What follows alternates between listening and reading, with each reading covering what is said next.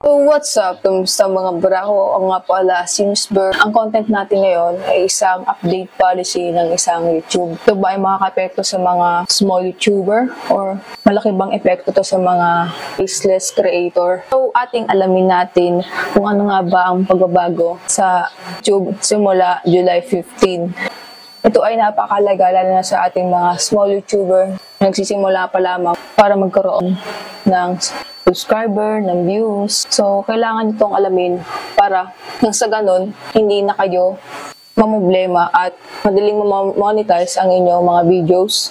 Okay? Bago tayo mag-umpisa, huwag niyong kalimutan, pinutin ang subscribe button at hit na ang notification bell para updated kayo sa aking mga videos. At syempre, follow niyo na yung aking Facebook page. Okay?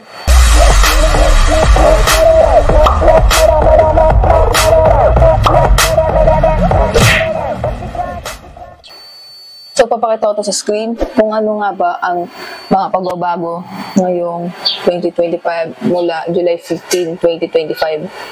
So, sabi dito, simula ho nyo July 15, 2025, papatupad ang YouTube ng bagong policy para sa mga YouTube Partner Program. So, ito yung mga monetize na YouTube channel. So, yung mga simula pa lang mag-monetize na kanilang channel, mas magandang alam nyo to para hindi na kayo mangangapa sa susunod kapag kayo ay na-monetize na.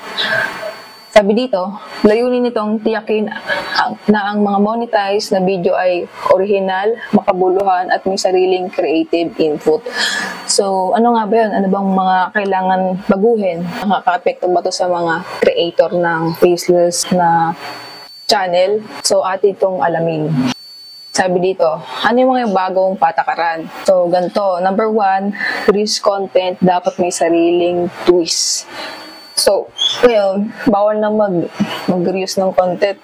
Kahit sarili mo pa tong video, bawal na. Bawal na mag-post ulit ng sarili mong video kahit na ikaw ang mismong creator nito. Sabi dito, kung gagamit ka ng content mula sa iba, kailangan mo itong i-edit ng malaki. Hindi dapat ang mga simpleng pag-crop or paglagag ng music. So, yun, pag gamit kayo ng content ng iba, kailangan nyo muna itong i-edit.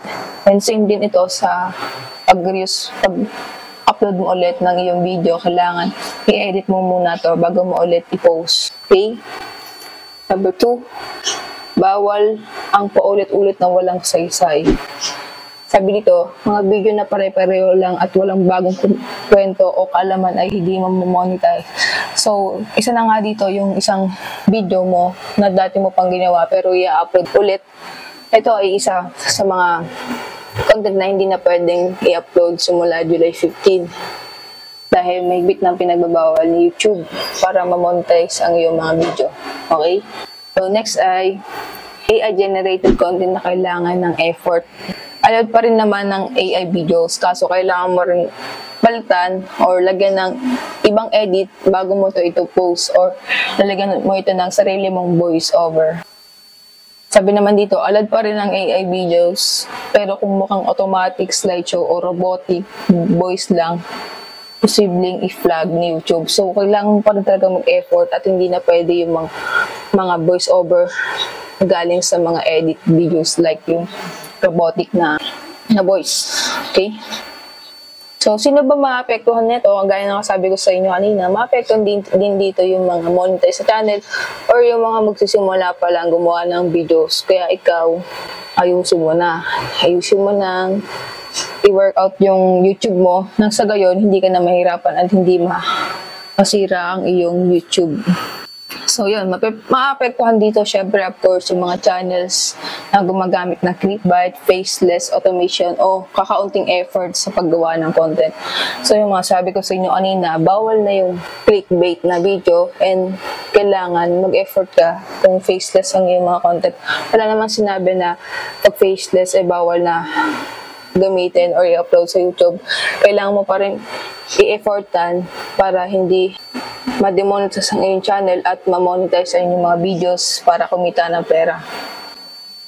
Ito yung mga parusa kapag sinaway mo ang bagong policy ni YouTube. Ito ay Una, syempre, ang patanggal ng monetization sa iyong channel. So, di ba, napakahirap mo kapag sisimula ako ulit sa, sa public watch hour at saka subscribers para ma-monetize ka ulit. Kaya huwag mong gagawin na yun at alagaan mo ang YouTube. So, pangalawa, tanggal ang iyong YouTube partner program.